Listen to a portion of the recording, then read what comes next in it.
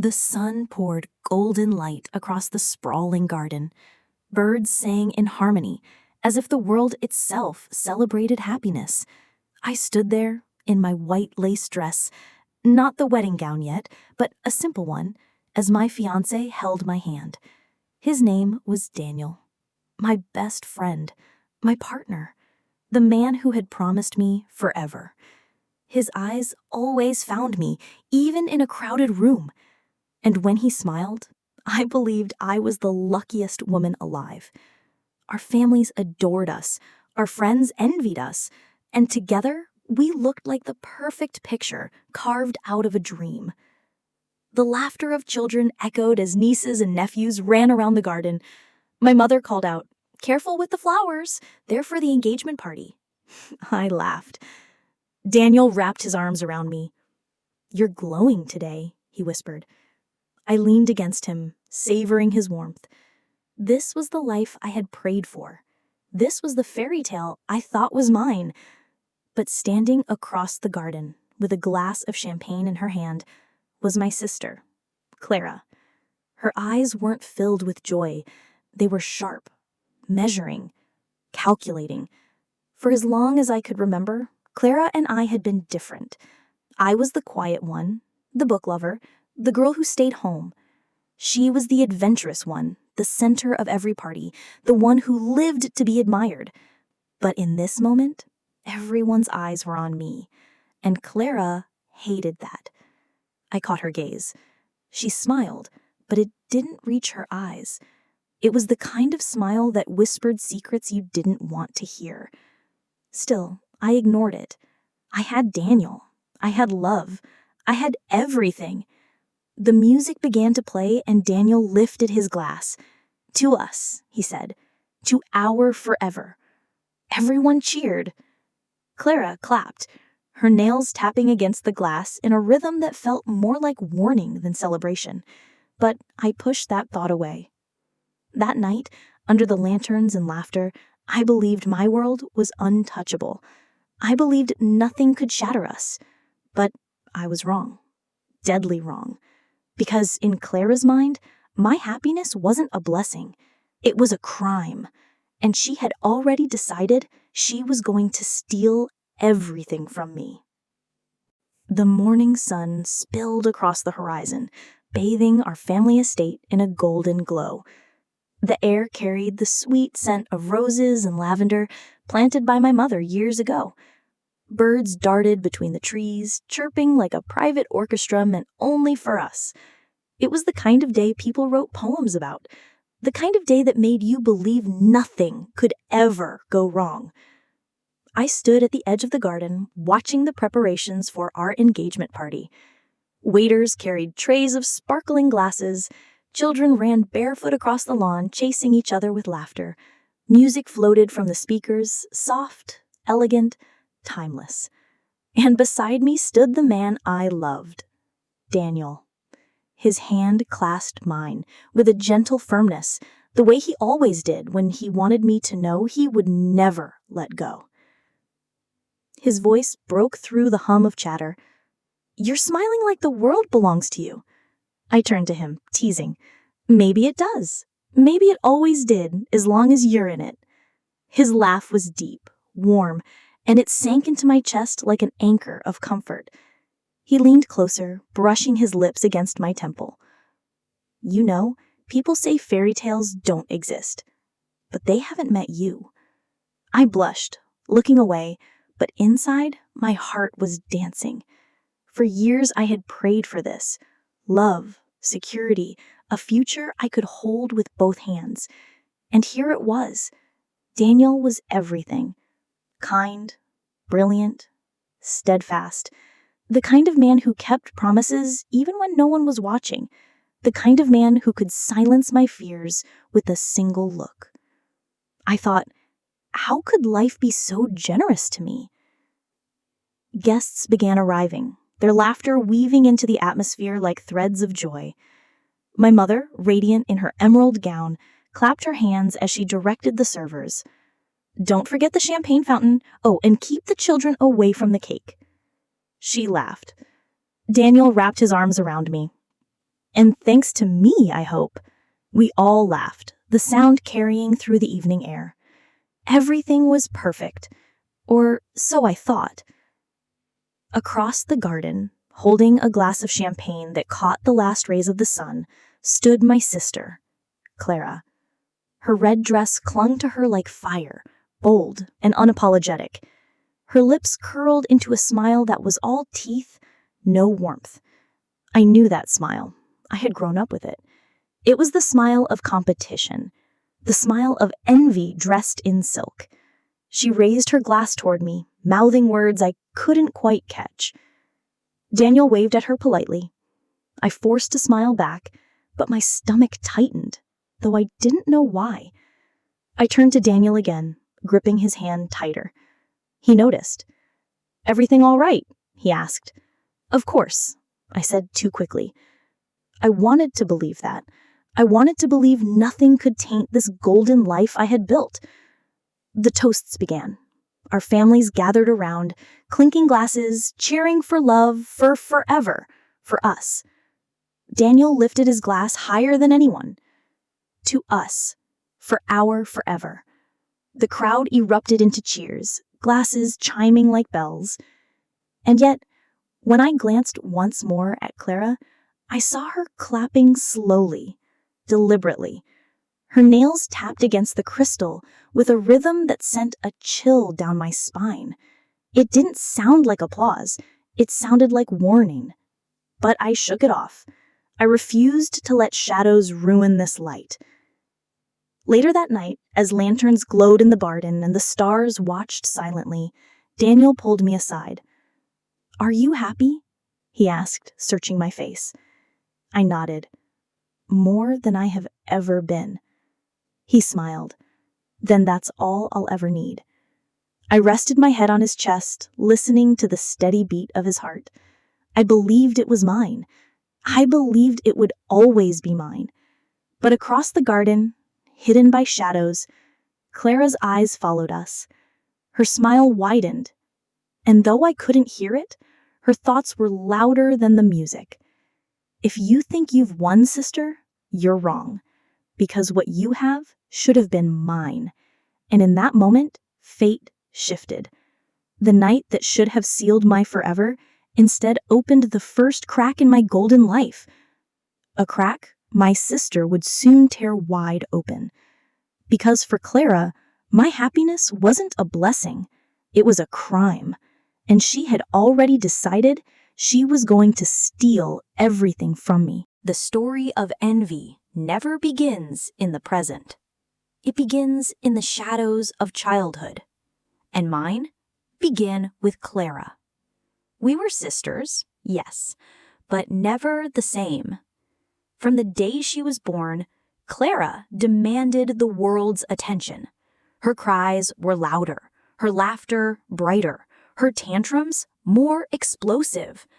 And somehow, no matter what she did, people admired her. Relatives would pinch her cheeks, calling her beautiful, spirited, fiery. While me, I was the quiet one, the bookworm, the one who hid behind curtains with novels and notebooks, content in silence. At family gatherings, Clara would dance in the center, spinning in her frilly dresses. I would sit in the corner, clapping for her, unnoticed. "Why don't you smile like Clara?" an aunt once asked, patting my head as if I were defective. I smiled harder after that, even when it hurt, because Clara always made me feel like I wasn't enough. Even as children, she took what I loved. I remember the Christmas when I received a doll with golden curls. It was the first gift chosen just for me. I held it close, whispering to it like a secret friend. But Clara wanted it. And when Clara wanted something, she always got it. By evening, she had thrown her own doll in the fireplace and screamed until my parents gave her mine. I cried that night, clutching the empty blanket where my doll once rested. Clara walked by, smirking.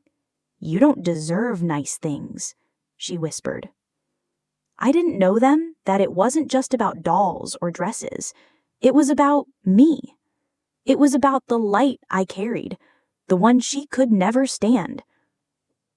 As we grew older, the pattern deepened.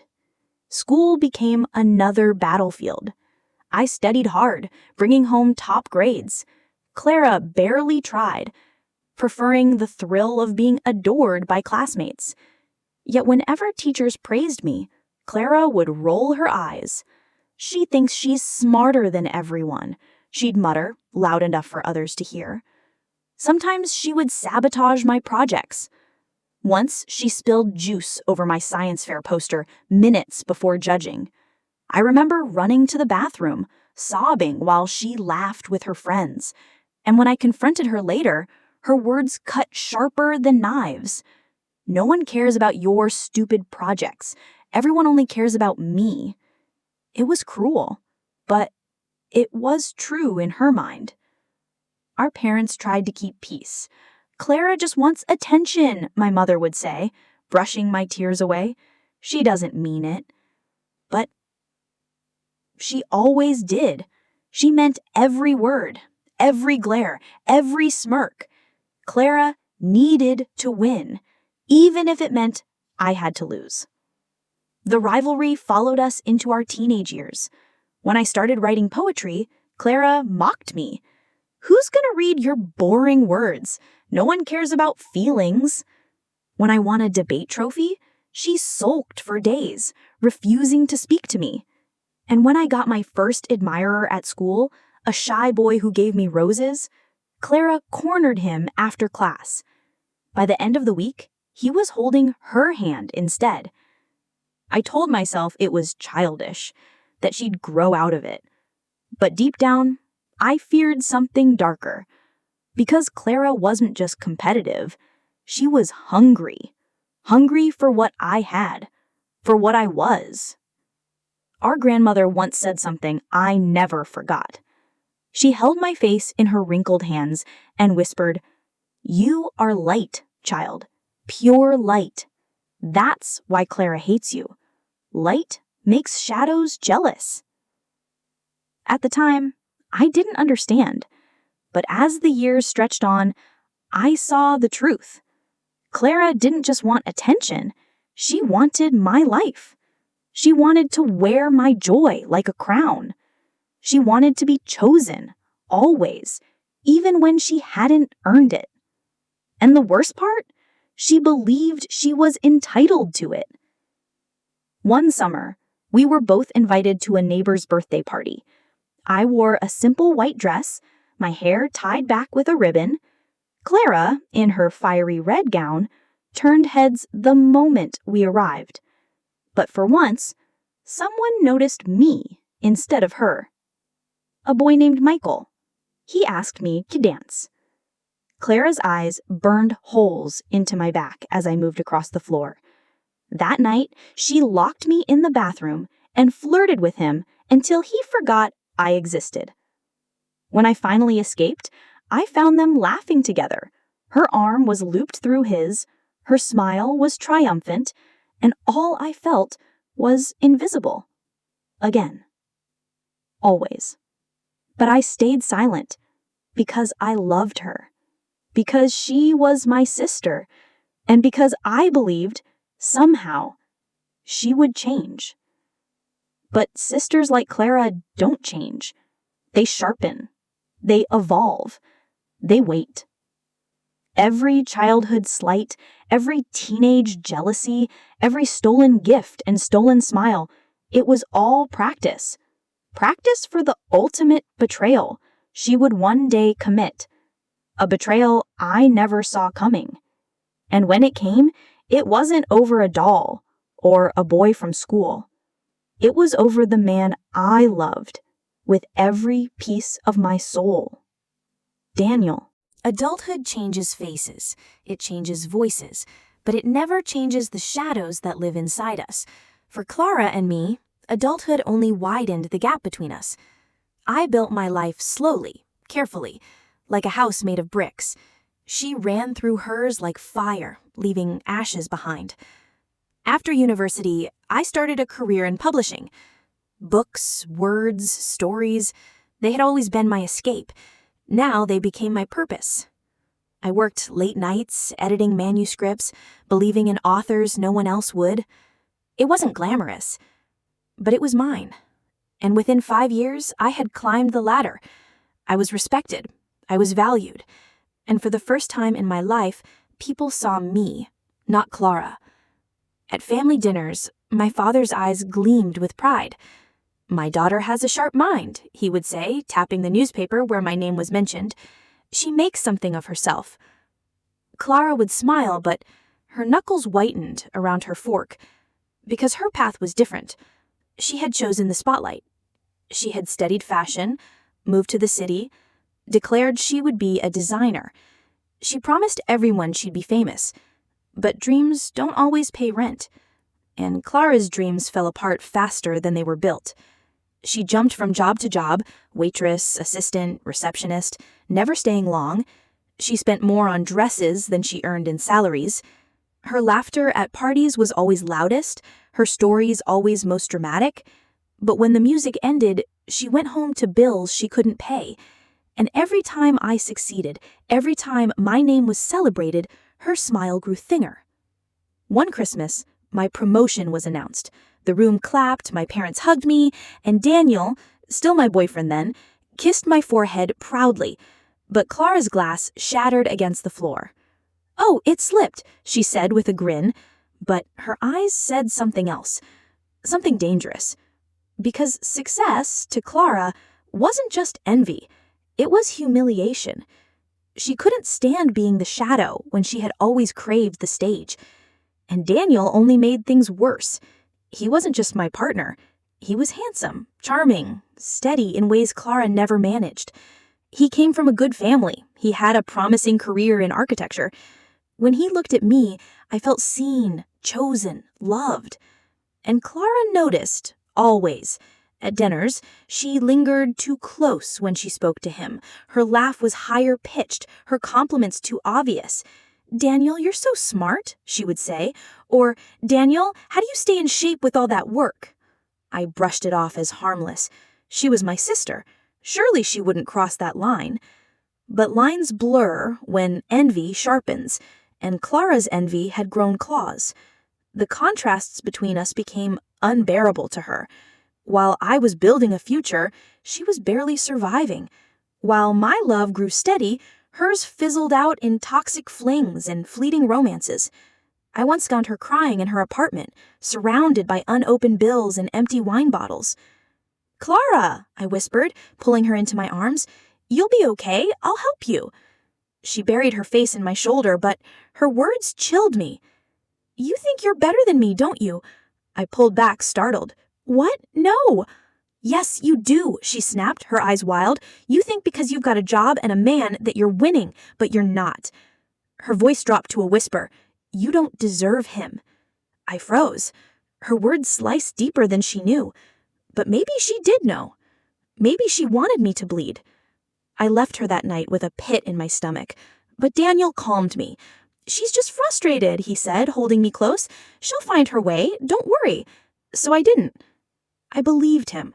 I believed Clara would grow, mature, heal. But envy doesn't heal. It festers. It waits for the perfect moment to strike. One afternoon, Clara visited me at work. She strolled through the office in her designer heels, pretending to admire the bookshelves, but her eyes weren't on the books. They were on Daniel's picture on my desk. She picked it up, tilting her head. "He really does love you, doesn't he?" she murmured. "Yes," I replied, a little too sharply. She smirked. "Interesting." I snatched the frame from her hands, heart pounding. She laughed, tossing her hair back. "Oh, don't be so serious, sister. I'm just admiring." But admiration wasn't what I saw in her eyes.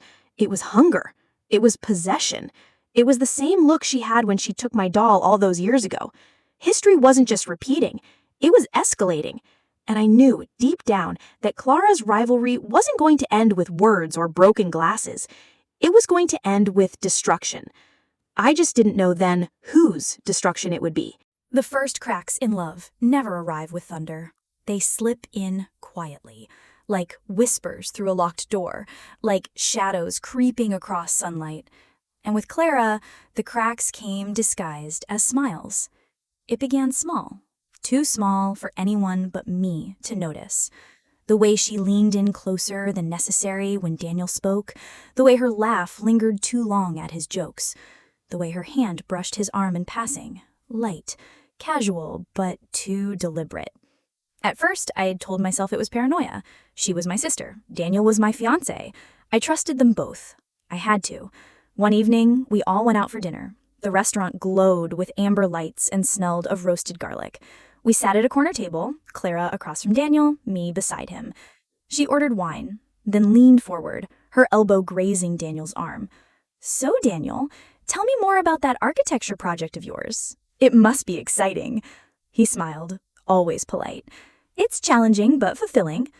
Clara's eyes glittered. Challenging men are the most attractive. My fork froze mid-air. Daniel cleared his throat, glancing at me.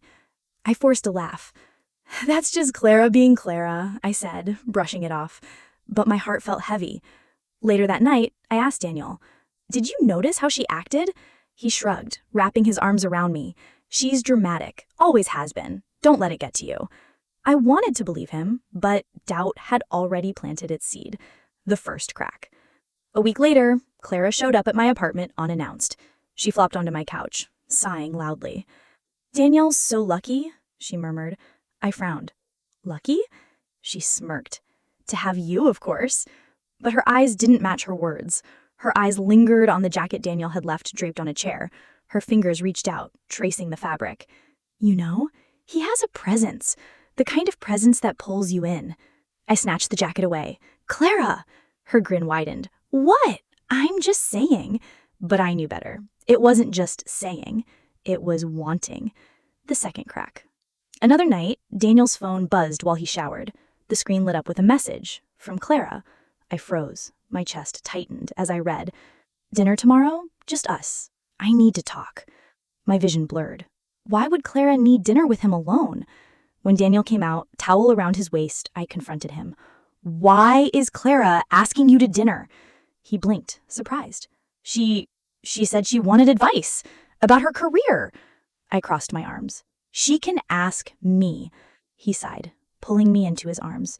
"You're overthinking. There's nothing between us." His voice was steady, his touch reassuring, but the doubt didn't leave. It grew. The third crack. And once cracks begin, they don't stop. Clara became bolder. At family gatherings, she sat too close. At parties, she danced too freely with Daniel. Her laughter echoed in my ears like warning bells. One evening, I overheard her whisper to him, "You deserve someone who understands you completely." I froze in the hallway, breath caught in my chest. Daniel's voice was low. "Clara, stop."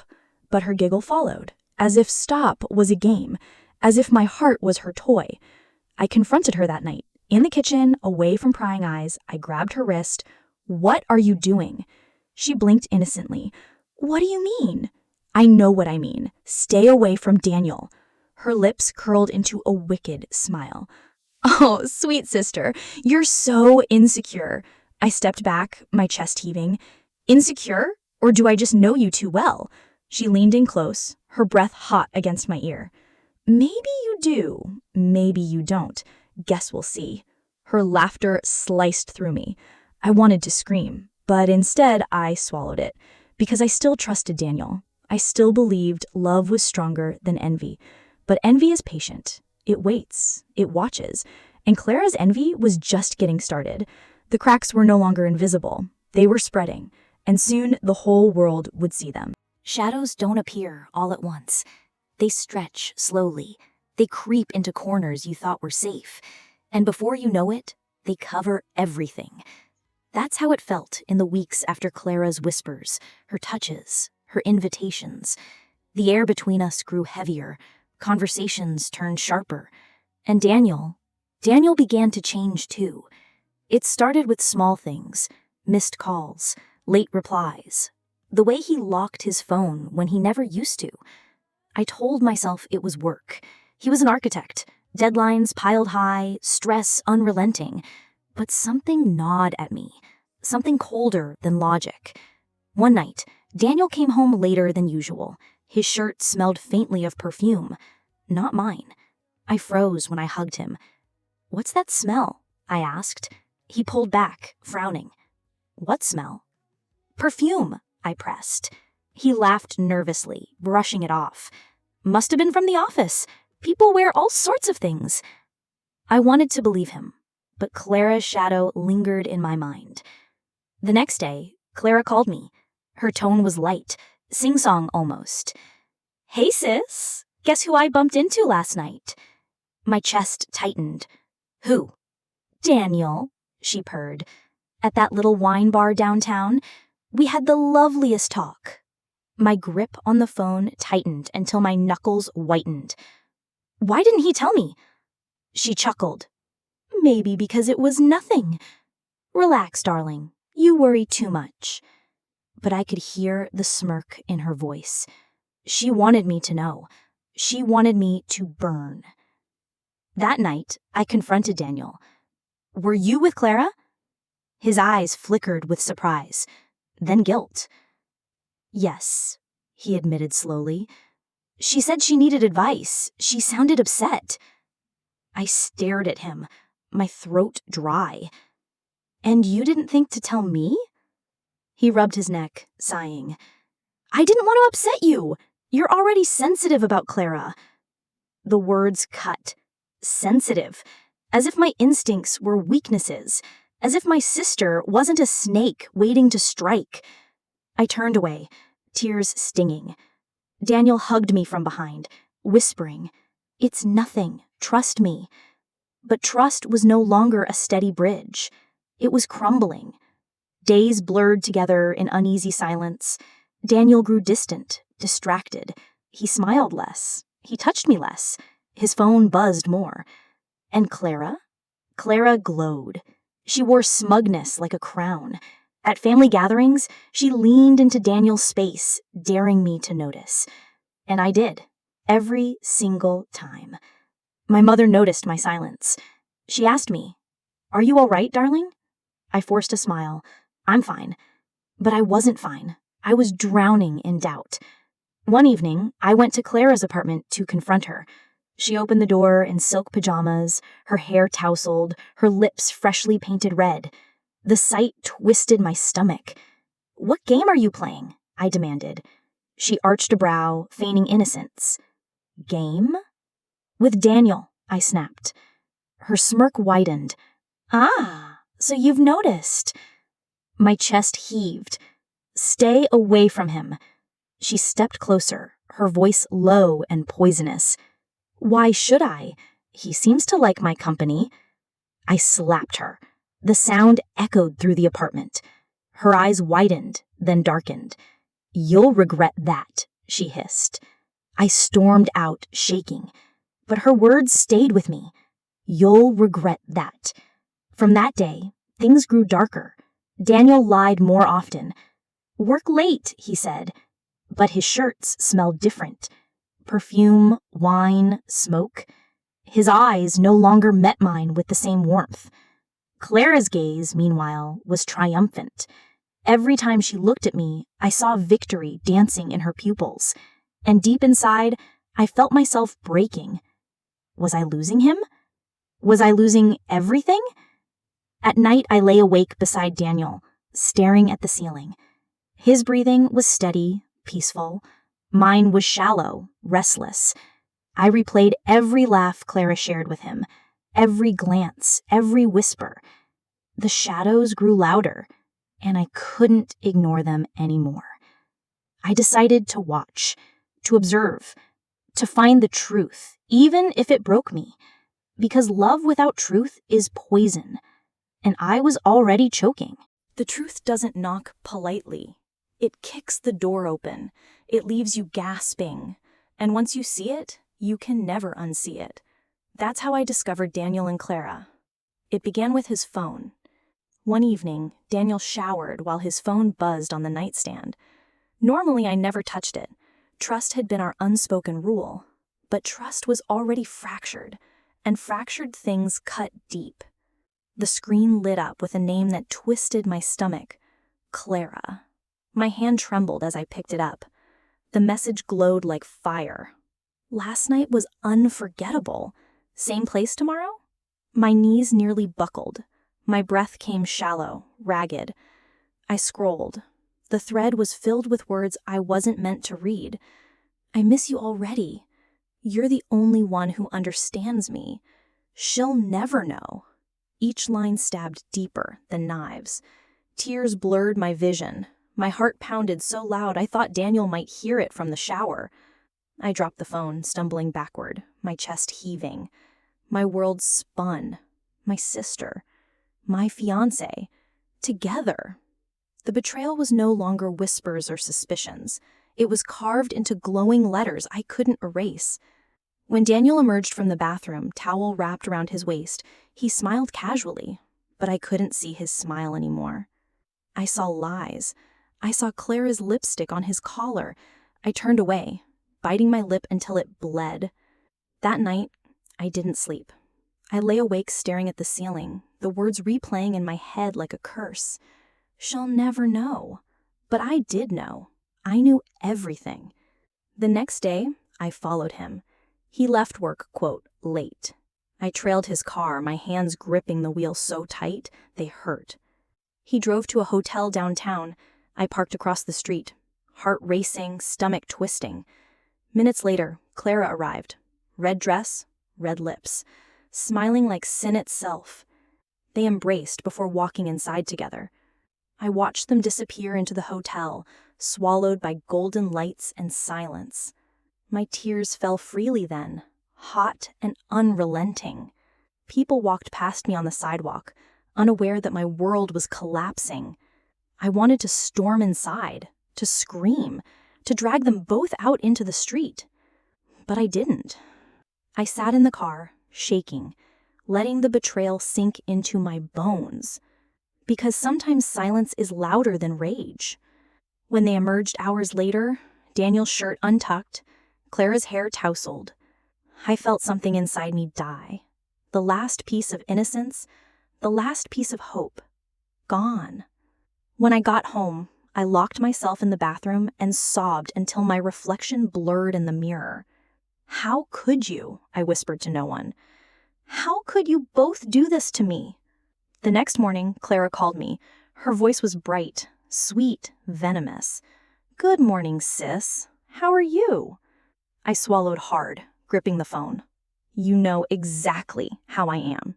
She paused, then laughed. Oh, so you found out? My stomach twisted. You're my sister, Clara. How could you? Her tone sharpened. Because you don't deserve him. You never did.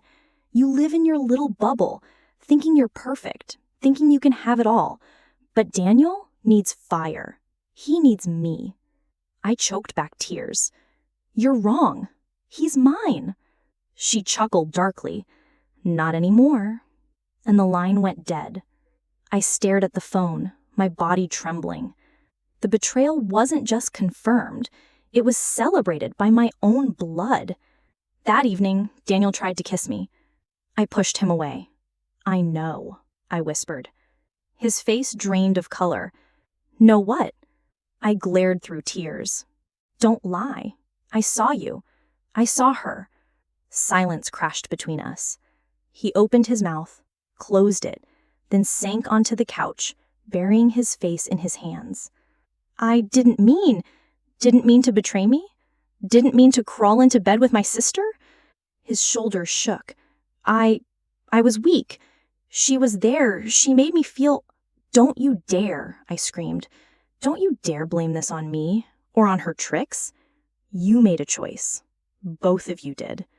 He looked up, eyes red, broken. I still love you. I laughed bitterly through tears. Love?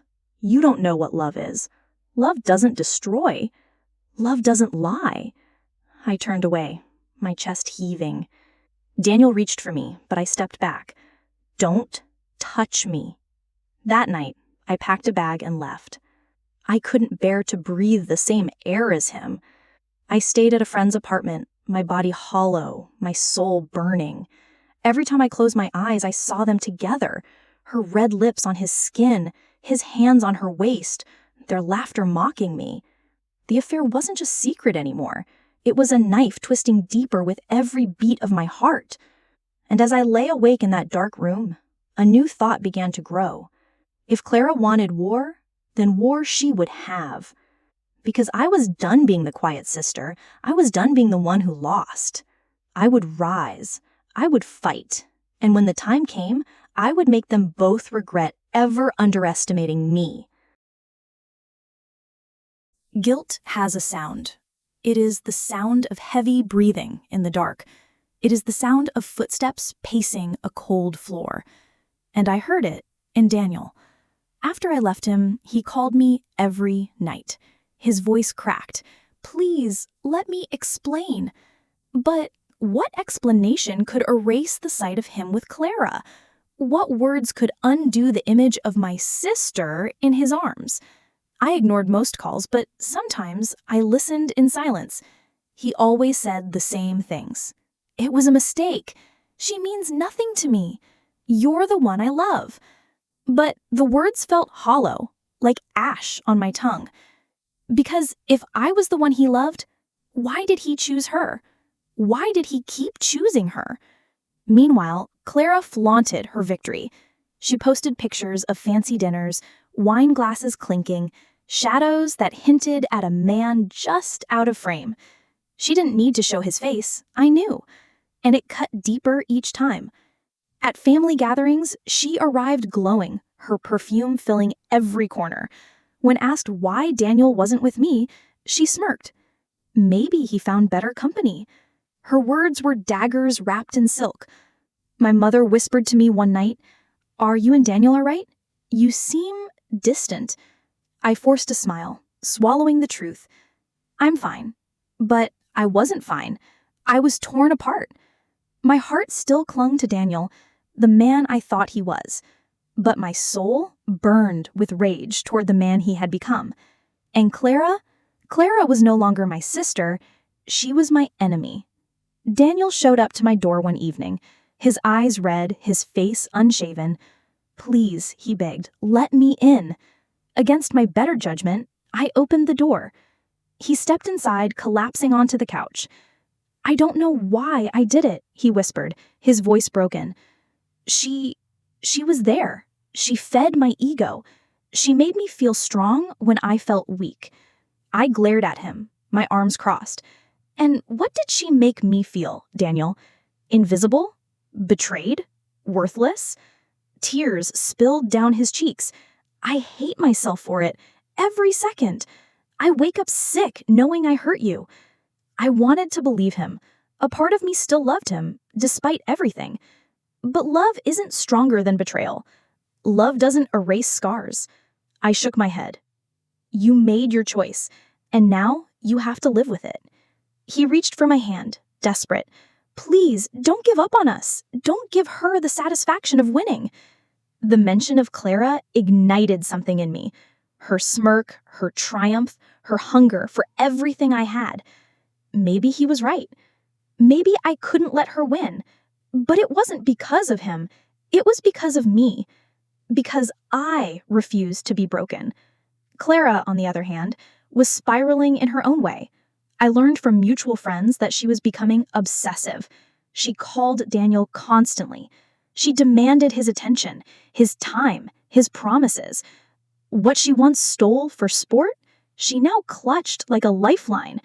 She's suffocating him, one friend confided, and deep inside, I smiled bitterly. Because Clara didn't love Daniel, she loved winning. And winning was never enough. She always wanted more. Daniel, trapped between us, began to crumble. His guilt consumed him. He tried to return to me, bringing flowers, gifts, apologies carved in shaky words. But I wasn't ready to forgive. And Clara saw his guilt as betrayal. She lashed out at him, screaming, accusing, clinging harder. The triangle twisted tighter, uglier. I found myself caught between pity and rage. Part of me pitied Daniel, watching him unravel, but most of me raged at both of them. How dare they drag me into their storm? How dare they tear apart my life? One night, as I stared into the mirror, I whispered to my reflection, "This ends with me. Not with them, me." I was no longer the quiet sister. I was no longer the forgiving fiancée. I was a woman betrayed. And betrayed women don't stay broken. They rise. They plan. They take back what was stolen. But revenge isn't loud. It's quiet. It waits. And I was ready to wait. Ready to let Clara think she had won. Ready to let Daniel wallow in guilt. Because when the time came, I would show them both. I would show them that fire can burn, but light, true light, can blind. And when it blinded them, they would never recover. Guilt has a sound. It is the sound of heavy breathing in the dark. It is the sound of footsteps pacing a cold floor. And I heard it in Daniel. After I left him, he called me every night. His voice cracked. "Please, let me explain." But what explanation could erase the sight of him with Clara? What words could undo the image of my sister in his arms? I ignored most calls, but sometimes I listened in silence. He always said the same things. "It was a mistake. She means nothing to me. You're the one I love." But the words felt hollow, like ash on my tongue. Because if I was the one he loved, why did he choose her? Why did he keep choosing her? Meanwhile, Clara flaunted her victory. She posted pictures of fancy dinners, wine glasses clinking, shadows that hinted at a man just out of frame. She didn't need to show his face, I knew, and it cut deeper each time. At family gatherings, she arrived glowing, her perfume filling every corner. When asked why Daniel wasn't with me, she smirked. Maybe he found better company. Her words were daggers wrapped in silk. My mother whispered to me one night, "Are you and Daniel all right? You seem distant." I forced a smile, swallowing the truth. "I'm fine." But I wasn't fine. I was torn apart. My heart still clung to Daniel, the man I thought he was. But my soul burned with rage toward the man he had become. And Clara was no longer my sister. She was my enemy. Daniel showed up to my door one evening, his eyes red, his face unshaven. "Please," he begged, "let me in." Against my better judgment, I opened the door. He stepped inside, collapsing onto the couch. "I don't know why I did it," he whispered, his voice broken. She was there. She fed my ego. She made me feel strong when I felt weak. I glared at him, my arms crossed. And what did she make me feel, Daniel? Invisible? Betrayed? Worthless? Tears spilled down his cheeks. I hate myself for it, every second. I wake up sick knowing I hurt you. I wanted to believe him. A part of me still loved him, despite everything. But love isn't stronger than betrayal. Love doesn't erase scars. I shook my head. You made your choice, and now you have to live with it. He reached for my hand, desperate. Please, don't give up on us. Don't give her the satisfaction of winning. The mention of Clara ignited something in me. Her smirk, her triumph, her hunger for everything I had. Maybe he was right. Maybe I couldn't let her win. But it wasn't because of him. It was because of me. Because I refused to be broken. Clara, on the other hand, was spiraling in her own way. I learned from mutual friends that she was becoming obsessive. She called Daniel constantly. She demanded his attention, his time, his promises. What she once stole for sport, she now clutched like a lifeline. She's suffocating him, one friend confided, and deep inside, I smiled bitterly. Because Clara didn't love Daniel, she loved winning. And winning was never enough. She always wanted more. Daniel, trapped between us, began to crumble. His guilt consumed him. He tried to return to me, bringing flowers, gifts, apologies carved in shaky words. But I wasn't ready to forgive. And Clara saw his guilt as betrayal. She lashed out at him, screaming, accusing, clinging harder. The triangle twisted tighter, uglier. I found myself caught between pity and rage. Part of me pitied Daniel, watching him unravel, but most of me raged at both of them. How dare they drag me into their storm? How dare they tear apart my life? One night, as I stared into the mirror, I whispered to my reflection, "This ends with me. Not with them, me." I was no longer the quiet sister. I was no longer the forgiving fiancée. I was a woman betrayed. And betrayed women don't stay broken. They rise. They plan. They take back what was stolen. But revenge isn't loud. It's quiet. It waits. And I was ready to wait. Ready to let Clara think she had won. Ready to let Daniel wallow in guilt. Because when the time came, I would show them both. I would show them that fire can burn, but light, true light, can blind. And when it blinded them, they would never recover. The morning of the wedding dawned with cruel beauty. The sky was clear, the sun radiant, the air crisp with promise. It should have been the happiest day of my life. But beneath the lace and flowers, beneath the music and chatter, there was a storm coiled tight in my chest. I rose early, staring at the gown hanging by the window. White silk, pearls stitched carefully along the bodice, a symbol of purity, a symbol already stained. My bridesmaids fluttered around me, laughing, fussing with hair and makeup, but their voices felt distant, muffled, like echoes in a cavern. I smiled when they looked at me, but inside, my mind was sharp. Every second ticked closer to the moment I had been planning. The hall was dressed in gold and ivory. Rows of chairs gleamed under chandeliers. Lilies lined the aisle, their fragrance heavy, almost suffocating. Guests arrived in waves, women in glittering gowns, men in polished suits, children giggling, running between pews until their mothers hushed them. On the surface, it was perfect. A fairy tale scene. But beneath it, tension pulsed like a heartbeat. I watched from the dressing room window as cars pulled up, relatives stepping out, smiling for cameras, friends embracing, and then Clara. She emerged in a dress of crimson, bold and blinding. Her hair cascaded in waves, her lips painted like blood. She looked less like a wedding guest and more like a bride who had come to steal the day. Gasps followed her as she entered the hall. Some whispered, "She looks stunning." Others frowned. But Clara thrived on attention. She soaked it in like sunlight. Her eyes flicked toward the altar where Daniel stood adjusting his tie. Even from my hidden perch, I saw it, her smirk. A smirk meant only for me, as if to say, "I've already won." Daniel looked pale, his shoulders tense.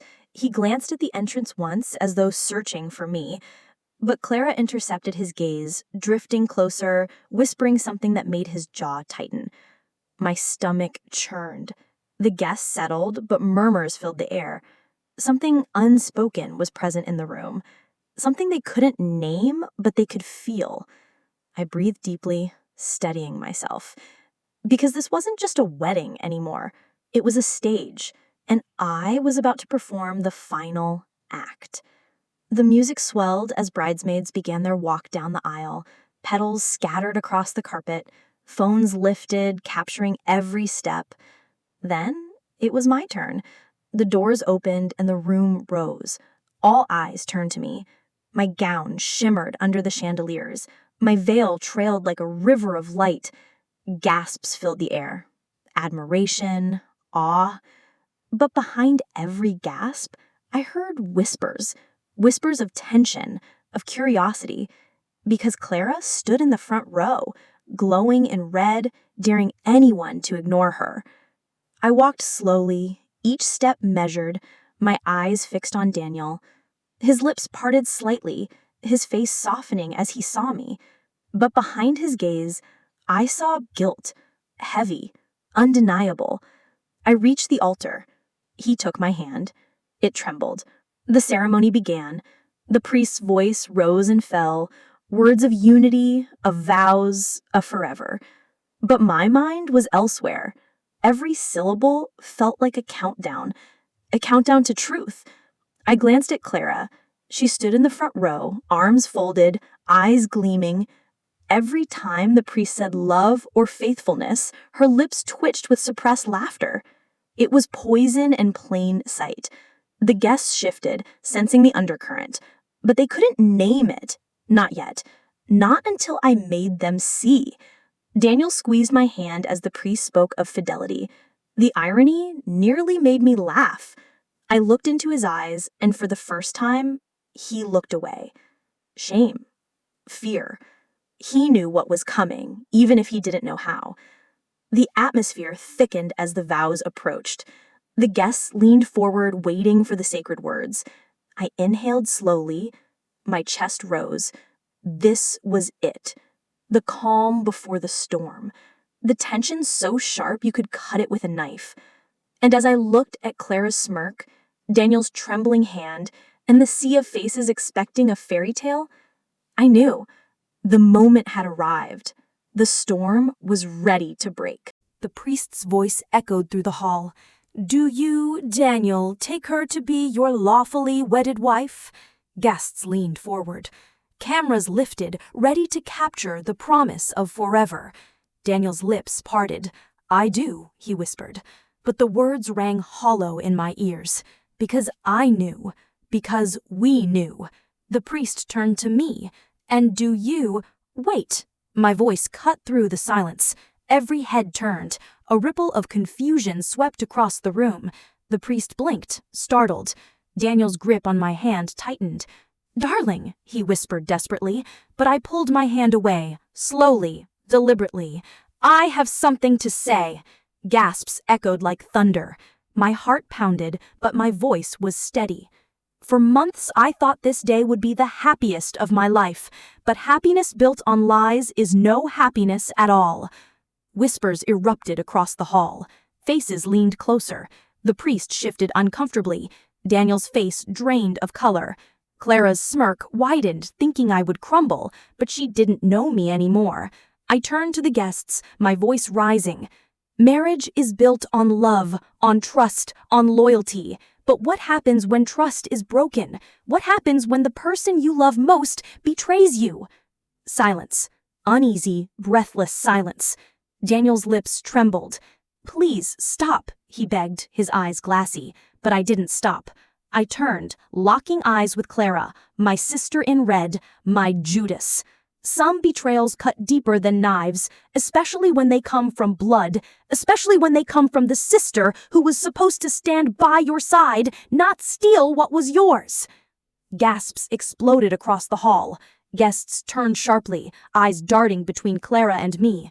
Clara's face froze, her smirk faltering, but she didn't know me anymore. I turned to the guests, my voice rising. "I have something to say." Gasps echoed like thunder. My heart pounded, but my voice was steady. For months I thought this day would be the happiest of my life. But happiness built on lies is no happiness at all.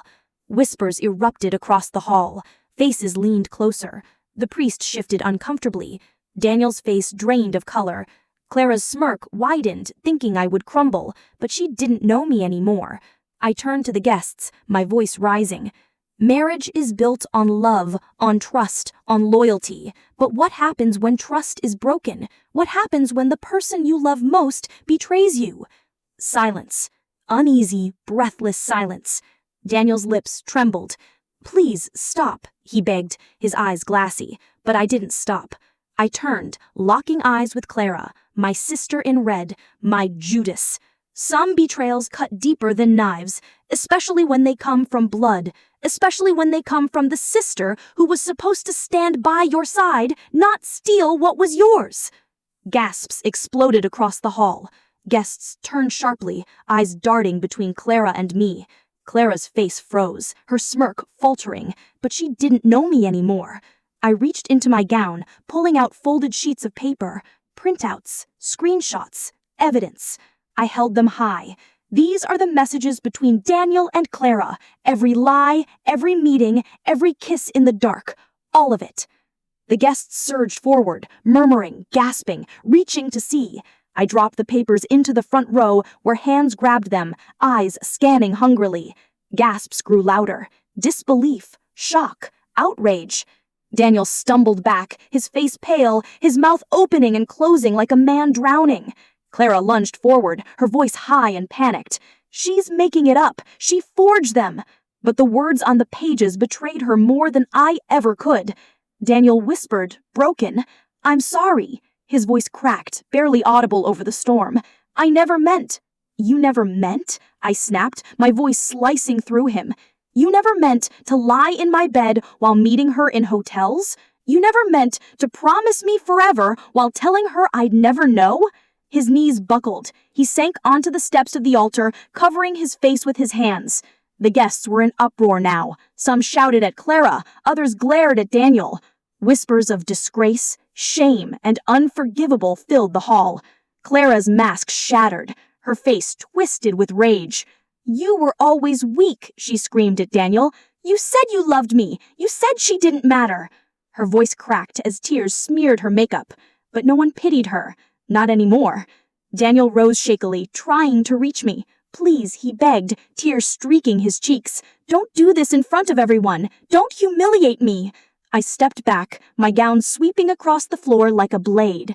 "You humiliated yourself." My voice was ice. "You and Clara both, and today everyone will know the truth." I turned to the priest. "This wedding is over." Gasps, shouts, chairs scraping as people rose. The fairy tale had shattered right there under the chandeliers. Daniel collapsed against the altar, sobbing. Clara stormed out of the hall, her heels striking like gunshots. The guests followed in chaos, voices echoing. I stood at the center of it all, calm, tall, unbroken. Because for the first time in months, the lies weren't mine to carry. They were theirs, exposed, burning, forever. The night after the wedding that never was felt like walking through ruins. Not ruins of stone, but ruins of trust. Ruins of family. Ruins of love. The hall that had been decorated in lilies now stood empty, petals scattered like the debris of a battlefield.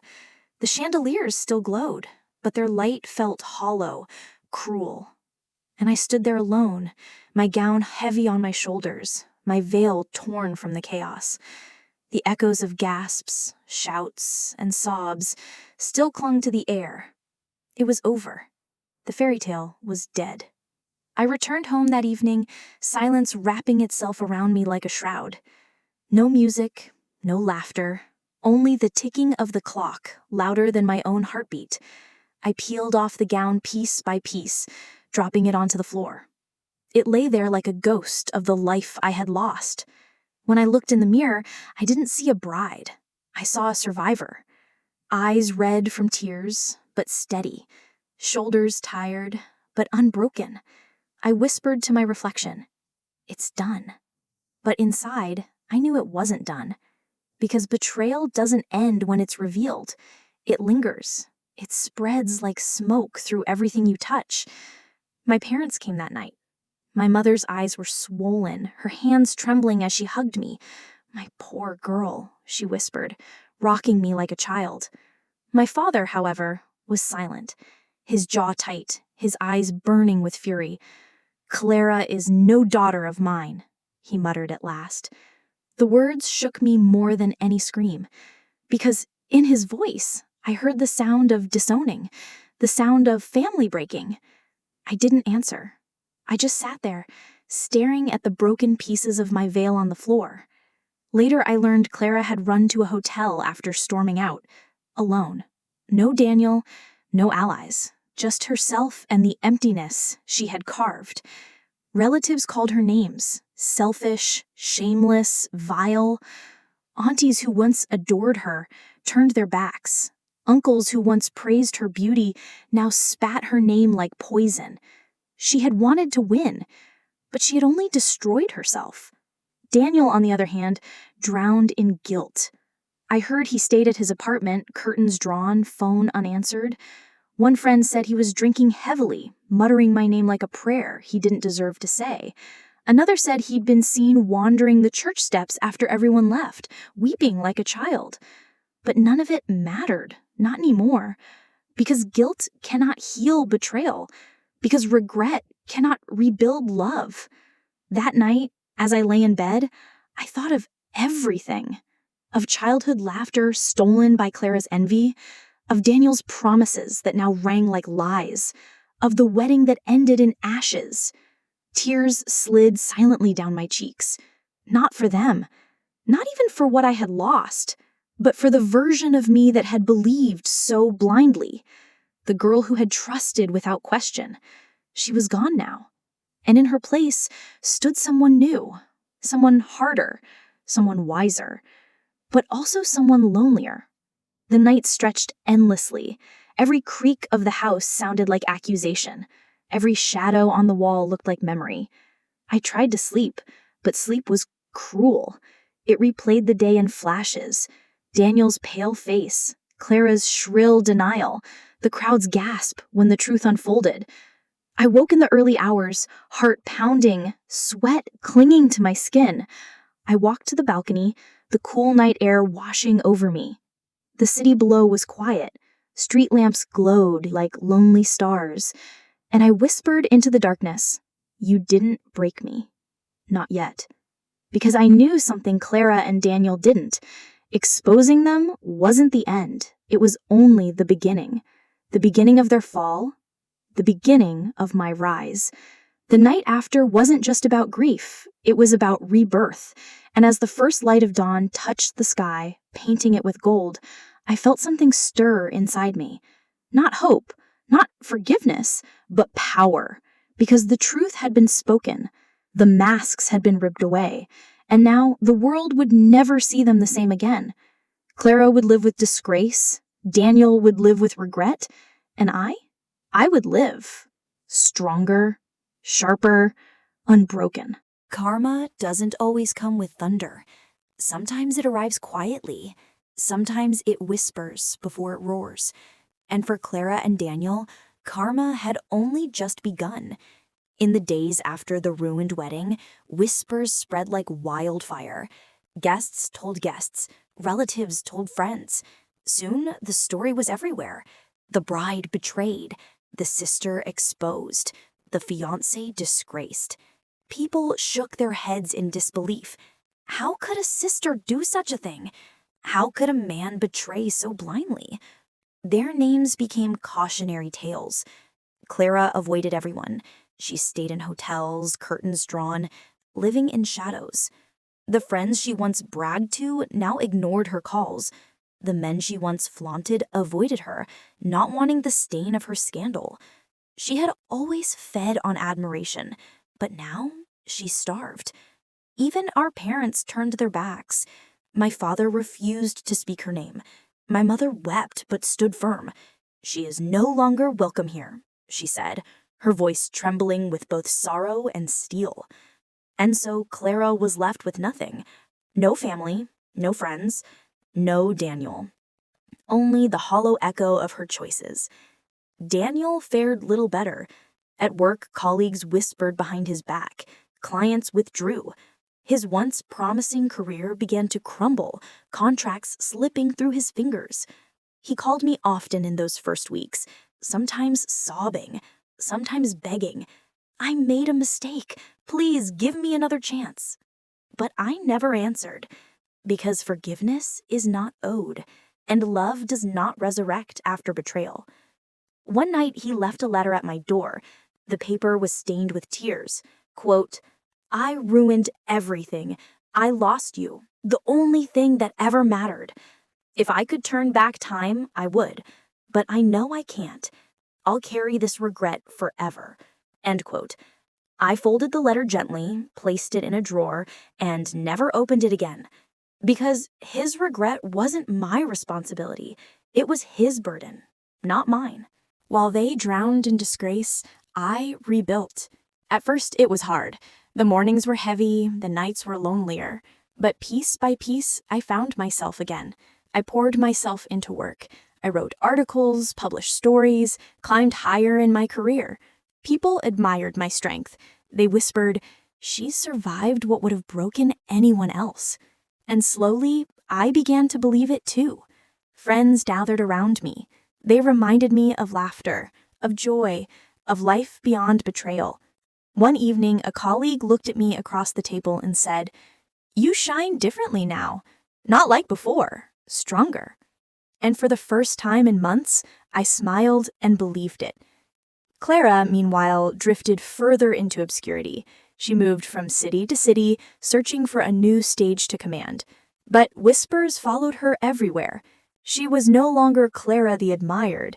She was Clara the traitor, Clara the sister who betrayed blood. And every door she knocked on closed before it opened. Daniel sank deeper into guilt. He tried to date again, but every woman saw through him. His eyes betrayed his shame. His words carried the weight of regret, and no one wanted to share that burden. In the end, he lived alone, surrounded by empty bottles and unfinished blueprints, a man haunted by his own choices. Karma had claimed them both, and I walked forward, not without scars, not without memories, but with strength I never knew I had. The betrayal had broken something in me, but it had also forged something new. A woman who knew her worth, a woman who would never again let envy or lies define her. I learned that healing doesn't come all at once. It comes in small steps, in mornings when you wake without crying, in evenings when laughter doesn't feel foreign anymore, in moments when you look at your reflection and see not pain, but power. And that power stayed with me, because betrayal may wound, but it also teaches. It teaches who you are.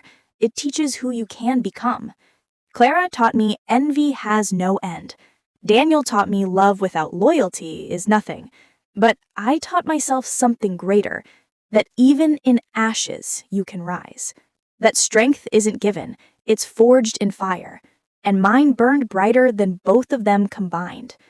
Months later, I stood in the same garden where my engagement party had once been held. The flowers bloomed again, children laughed again, the sun painted everything in gold. I breathed deeply, the air sweet with renewal, and for the first time, I wasn't haunted. I was free. I whispered to the wind, "Thank you." Not to Clara, not to Daniel, but to fate. Because in their betrayal, they gave me a gift.